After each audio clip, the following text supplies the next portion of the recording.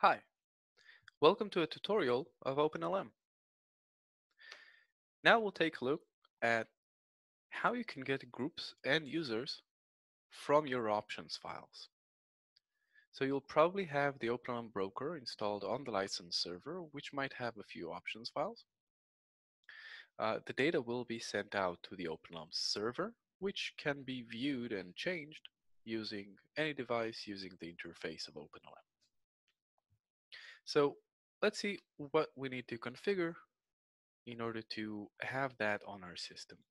So let's go to the OpenLM user interface and click on Start, Administration, click on Options Files,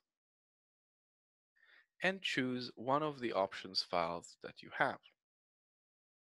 So it shows me from which server it's coming and what's the vendor of it.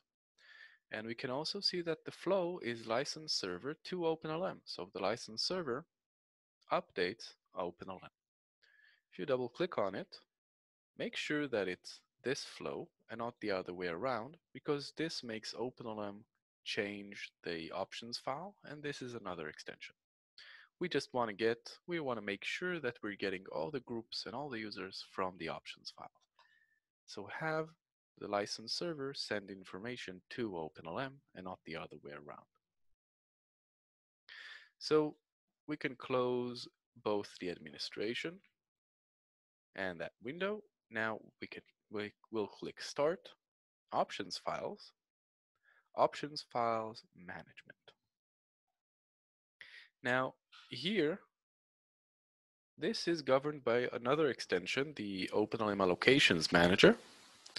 But I brought you here not to show you the tool, but to show you that you can preview what's coming from the license managers. So OpenLM will be able to see all that. So if you have a new group created, for example, like here, there's a new group with these users inside, then it will be taken in automatically to the OpenLM database.